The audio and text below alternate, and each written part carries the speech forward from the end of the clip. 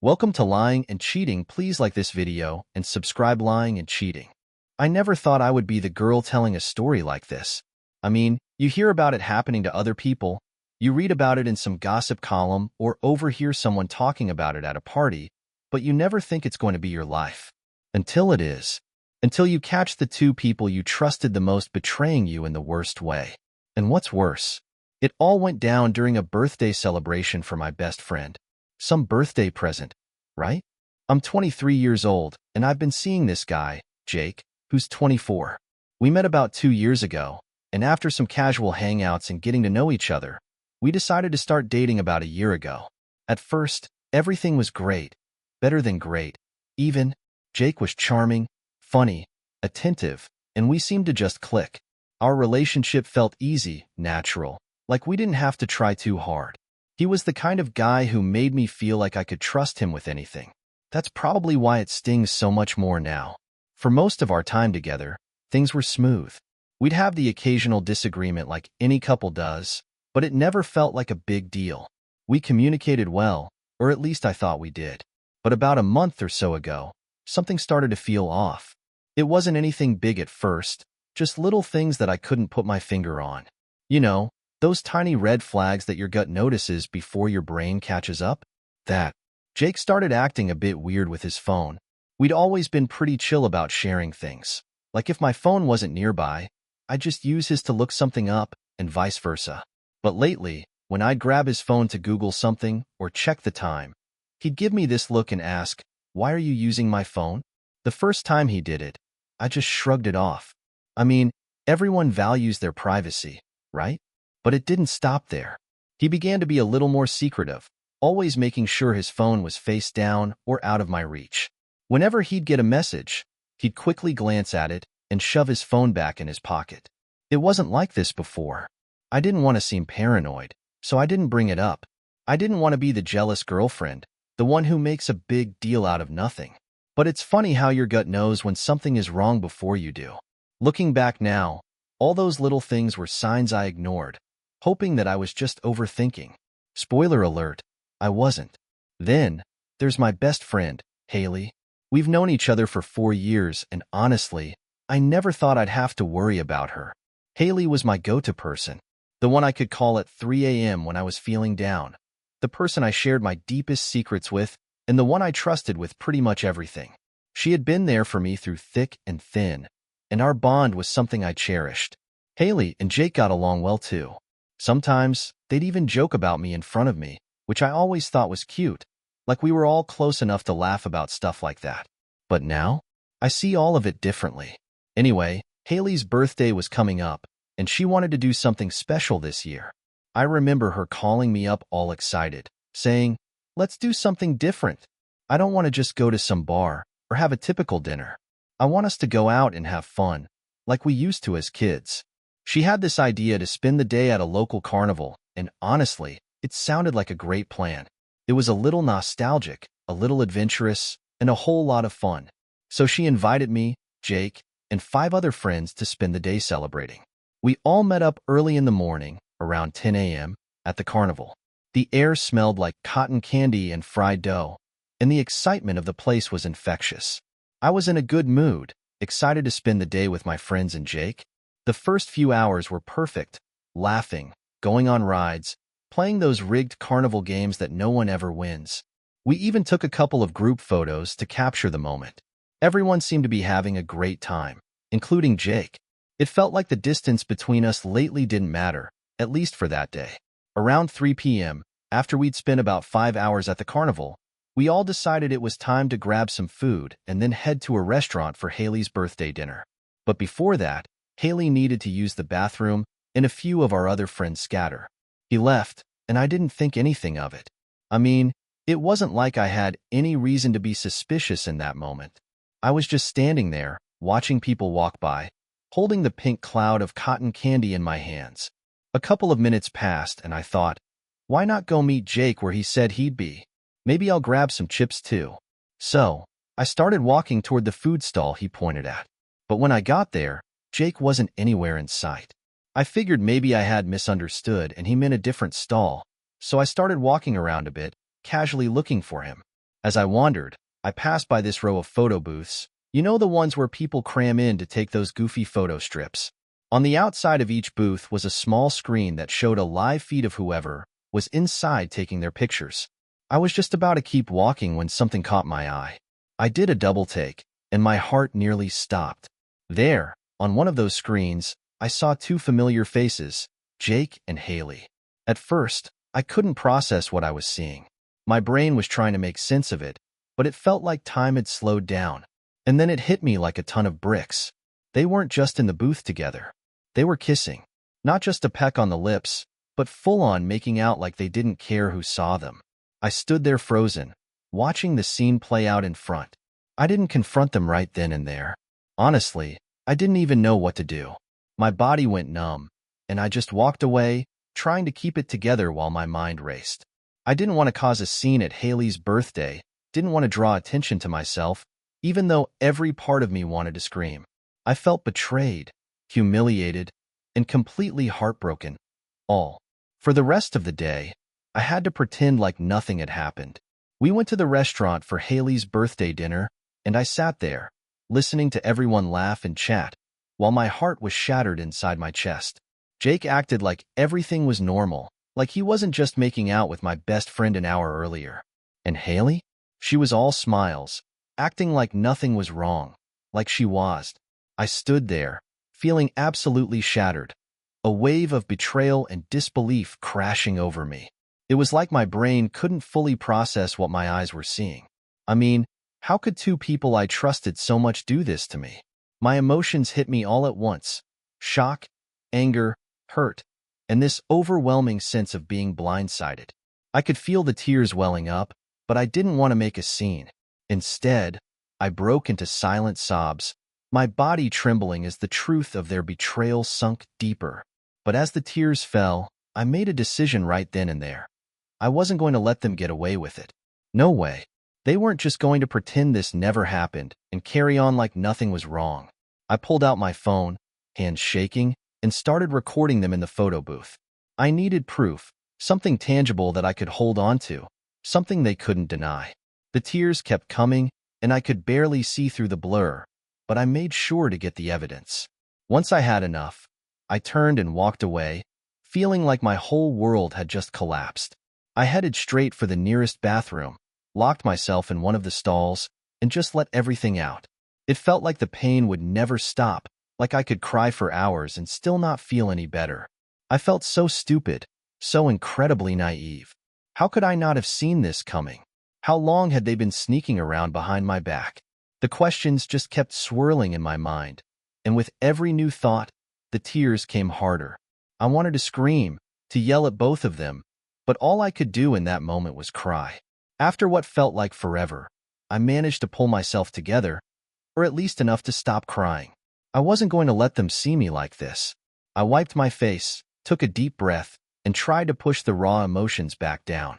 After about 10 minutes, I forced myself to leave the bathroom and head back to the carnival, back to where all the food stalls were, trying to compose myself like nothing had happened. 2 minutes later, Jake showed up, a smile plastered on his face, holding a bag of chips like he hadn't just been making out with my best friend moments ago. "Sorry, there was a long line," he said casually, as if everything was totally normal. His nonchalance made my blood boil, but I did my best to play along.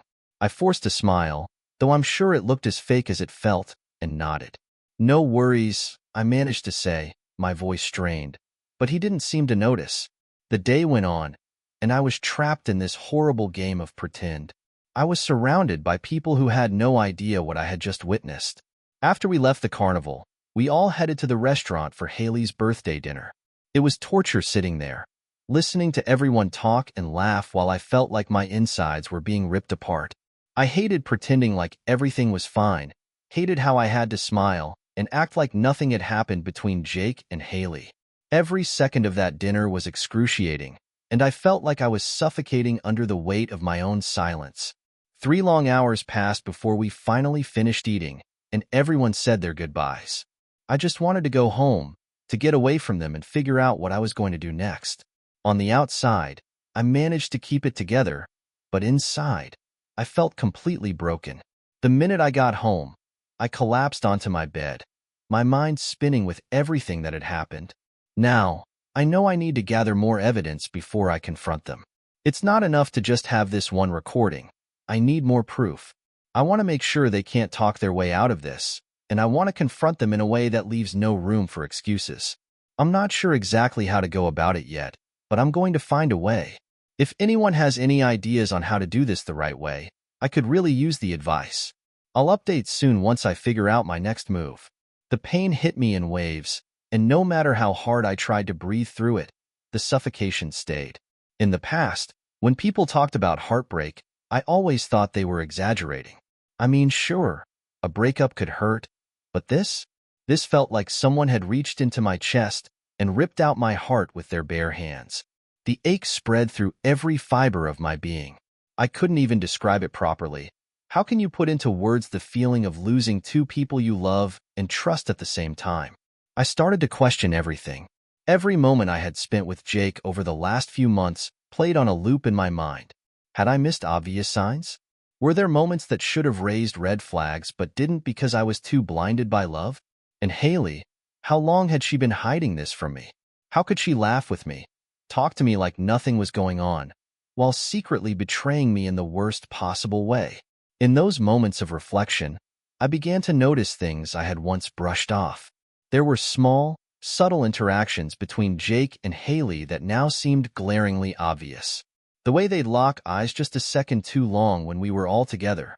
The inside jokes they shared that I didn't quite understand but never questioned. The times they would both be busy on the same day, leaving me to my own plans. I had chalked it all up to coincidence, thinking nothing of it. But now, those small moments painted a much darker picture. I wanted to confront them right then, at the restaurant. I wanted to slam my phone on the table and show everyone the recording. I imagined the shock on their faces, their attempts to scramble for excuses. But I didn't do it. Part of me knew I wasn't ready yet, and part of me just wanted to preserve the little piece I had left in that moment, even if it was only a fragile facade. I needed to think this through, to come up with a plan that would leave no room for them to wriggle their way out of the truth. When I got home that night, I sat down with my thoughts, replaying everything in my mind like some twisted movie reel.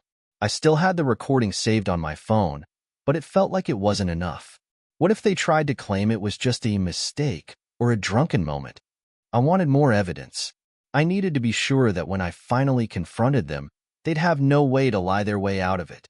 I wasn't going to let them gaslight me into thinking I was crazy, or worse, that what I saw wasn't what I thought it was. So I started to think about how I could gather more evidence. Maybe I could go through old messages, check social media, or even talk to some of our mutual friends and see if they had noticed anything. There had to be more clues, more signs of this affair that I hadn't seen before. I just needed to put the pieces together. The idea of going through all of this felt like torture, but I knew it was necessary. If I was going to confront them, I wanted to do it in a way that left no doubts. As I lay in bed that night, staring at the ceiling, the pain felt endless. How could the people I loved the most betray me like this? Jake, the man I had imagined a future with, and Haley, the friend I had leaned on through some of my hardest times. They had both shattered my trust in one fell swoop, and I wasn't sure if I could ever recover from that. Even if I gathered all the evidence, confronted them, and got the apologies I was owed, nothing would ever be the same again. The following morning, I woke up feeling numb. It was like I had gone through the full range of emotions the night before. Anger, sadness, heartbreak, and now there was just nothing left. I wasn't sure if I was ready to face the truth, but I knew I had to. The sooner I dealt with this, the sooner I could figure out what came next. But first, I needed a plan. I wasn't the type to confront people in a fit of rage or go into things without a clear head. No, I wanted to be calm, collected, and in control when I finally faced them. I wanted to make sure they knew that I wasn't going to be played like a fool any longer. I thought about how to approach it. Should I confront Jake first? Haley? Or both of them together? Should I do it in person? Or would it be easier over the phone or through text? There were so many ways this could go, and I didn't want to make the wrong move. I wanted them to see the strength I had, even in the face of their betrayal. As I mulled over my options, I realized that confronting them together might be the most powerful choice. They wouldn't be able to lie or twist the story if they were both in the same room, facing me and each other. They'd have to own up to what they did, no matter how much it hurt. It would be hard, devastating even, but it was the closure I needed. So now, I'm waiting for the right moment, gathering the strength to face them both. I'm not sure what will happen when I do, but one thing. Update. It has been just over a day since everything went down, and honestly, it feels like my world has flipped upside down. After going through all the comments and thinking long and hard, I made a choice that would change everything. I decided to send the video of Jake and Haley's betrayal to everyone. When I say everyone, I mean everyone. Our friends, our family members, even Jake's and Haley's parents. If I was going to end this chapter of my life, I was going to burn it to the ground first. The messages started pouring in almost immediately. People could not believe what they were seeing. I made sure to include a clear explanation, telling everyone that Jake and I were officially over and making it painfully obvious why. There was no way he could talk his way out of this. The evidence was right there in the video, black and white. What surprised me most was how quickly both of their families reached out to me. Jake's family, who had never really been close to him, reached out with apologies. They told me how ashamed they were of his behavior, how they had not raised him to treat people like this. For the first time, they expressed genuine sympathy, and I could hear the sadness in their words. It made me realize that maybe Jake had always been on a path to self-destruction, and I had just been blind to it. Haley's family was no different. Her mom, who had always treated me like a second daughter, sent me a long, heartfelt message, apologizing over and over again. She said she was disgusted by what Haley had done and that she could not believe her own daughter was capable of such betrayal. It hit me then that Haley's selfishness had destroyed not only our friendship, but her own family's faith in her as well. Most of our friends took my side, and I was beyond grateful for their support. I had been worried some would try to stay neutral, but no, they saw the truth and acted accordingly. They blocked Jake and Haley on everything: social media, phone numbers, emails. As the blocks went up, I felt a sense of relief washing over me, like a heavy weight was finally being lifted. I blocked both of them too, on every single platform. I did not want them to have any way of worming back into my life.